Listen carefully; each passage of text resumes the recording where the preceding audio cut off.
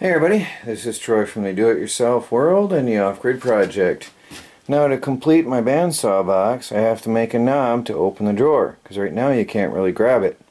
So I have here a piece of tree I brought out of the woods, which I'm going to cut, and then I have here a miniature wood lathe, which my grandma gave me many years ago, and I love very much. I still use it.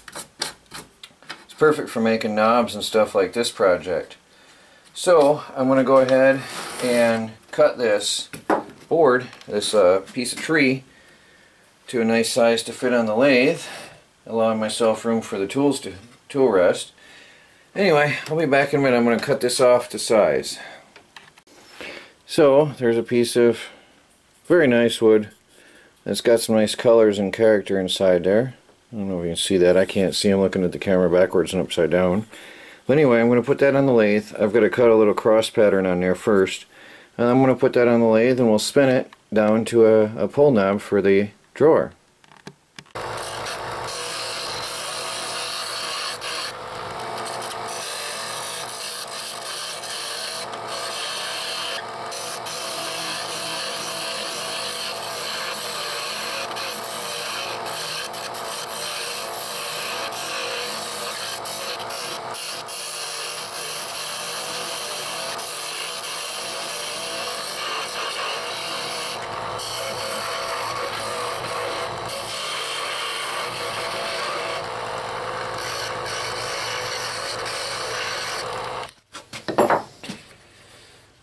So I got to take this down a little bit. What I'm doing now, I'm getting the front end where it goes against the drawer narrowed down, and then I'm going to sand it, and then I'll cut that finer and finer until it gets small enough to cut off. Now I've got the head of the knob. I'm going to cut down deeper in here, and then I'll have the gripper. This looks going to be a little bit narrower, so I'm going to narrow that down some more before I go ahead and cut it down for the top of it, the outside edge of the knob. So I'm getting it. You can see the handle taking shape now. The pull knob taking shape. I don't have the right tools. My miniatures are missing, so don't know if they made the move here from the old homestead to here. I don't know, but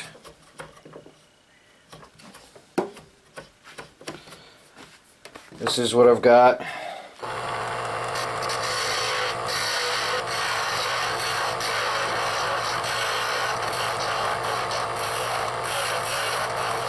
I'm not narrowing out there for the top, I'm going to narrow up on here for the bottom. Yeah, I'm not going to try it, so I'm going to see it.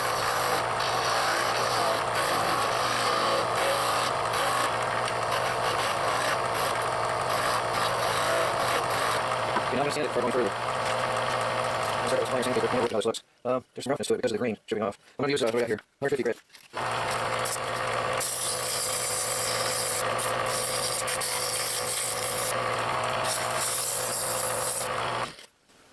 Yeah, that's going to be good. 150 grit's just the right choice, I think. Alright, I'm going to finish sanding that and then we'll cut it off here soon.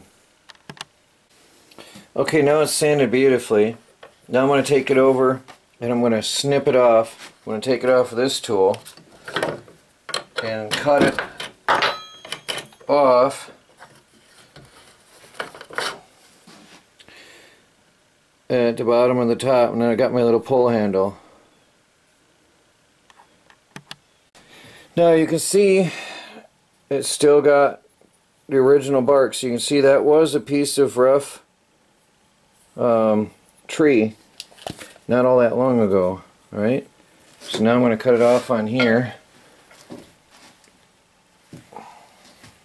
My eyes are fogging up.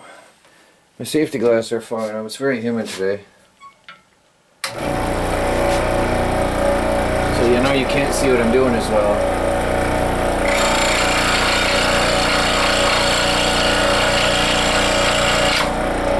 Okay, and then the other side.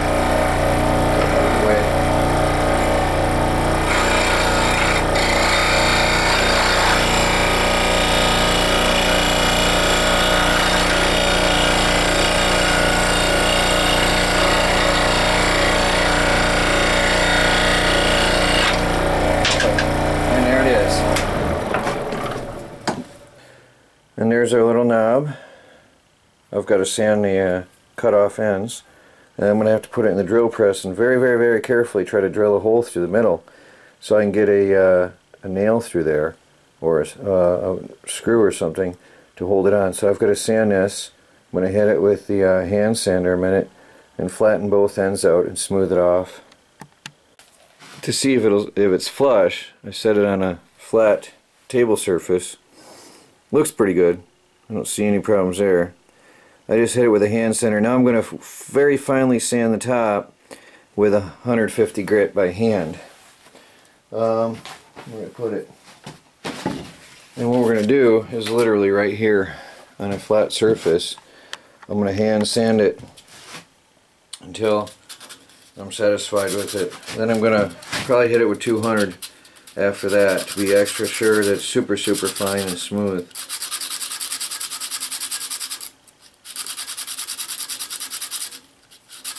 Make sure that cutoff spot is super, super smooth.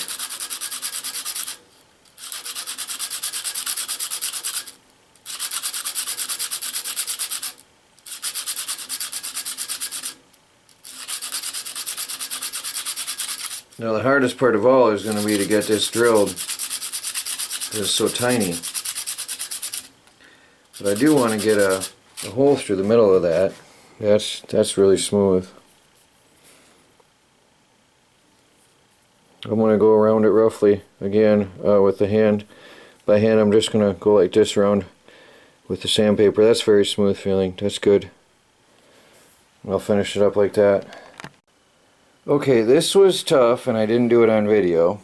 What I did, I drilled a hole through the box, through the drawer, and then I put a screw on from the inside there. You can see that.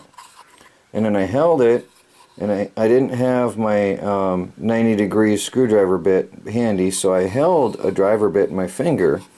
I pre-drilled this a tiny bit, and then I threaded it while holding the bit in my hand, and I threaded this on, and it worked. There it is, and I don't think that'll ever go anywhere. I was thinking I might put a dab of glue on there, but I don't think I'm going to need it. So now, let me see if I can do this on camera. I got fading daylight, so that's a problem as well. It's awkward. I'm trying to find the only spot that there's light in here yet.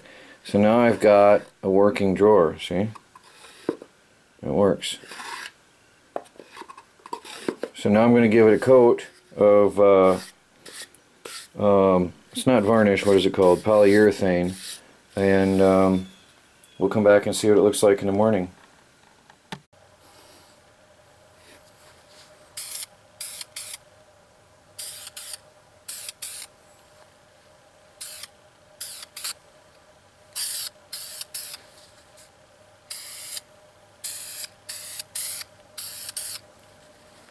This is spray polyurethane.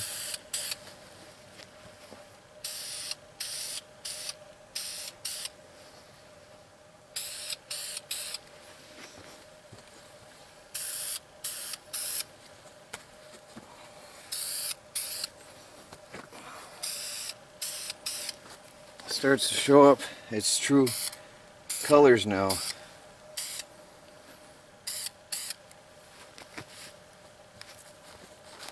Brings out the color in the wood.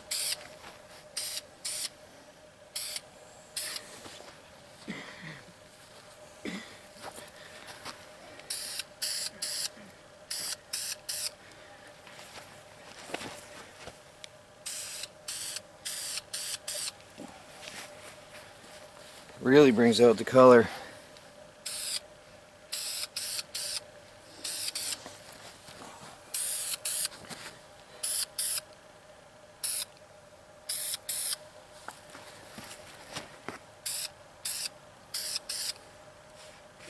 And then I'll have to get it another time. I'll let it cure. It says for 6 to 8 hours. We'll hit it again. But look at the color that comes out of that. That makes such a difference. Look at that. It makes it so beautiful. Alright guys, well, we're going to let it sit now and give that a couple, 2-3 coats in the next day or so. and we'll come back to this and let you see the finished product. That is absolutely beautiful. Let me take the tripod off, or the camera off the tripod. Look at how it brings out the color and the green in that. Just incredible. And you can tell that was a piece of rough pine. See the colors in that? You can tell that was a piece of a pine tree, aged on the tree. Look at the colors. It's absolutely beautiful. It brings out everything. Almost looks like a pumpkin, like a carved pumpkin from this view. It's funny. Well, guys, that's it for today. We'll come back next time and have a look at that. It's going to take a few coats, especially up here on the end grain. And it's going to take a few coats to shine that up, and especially since that's the top and that's where most of the wear might be. But that's it for tonight. We'll talk to you in the next day. Well, there it is so far, guys. 3 coats of varnish, but it's still sort of tacky. See its shininess? And it's soaking in a lot of places totally. So it's not...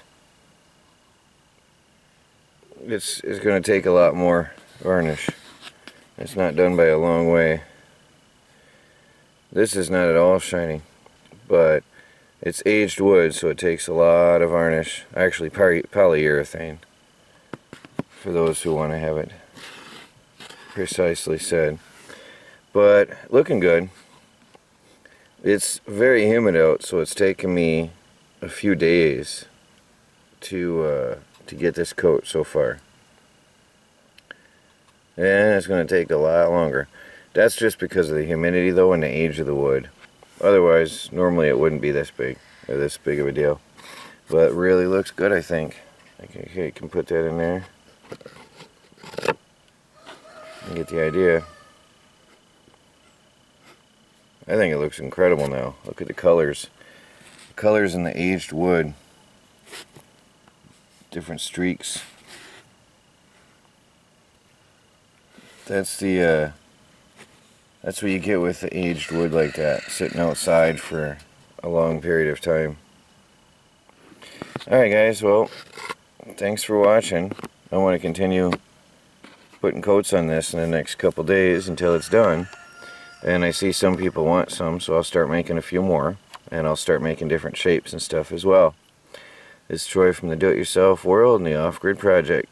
Please like, subscribe, and share, and watch our daily videos as we try to become self-sufficient and fully off the grid on the budget. Talk to you later.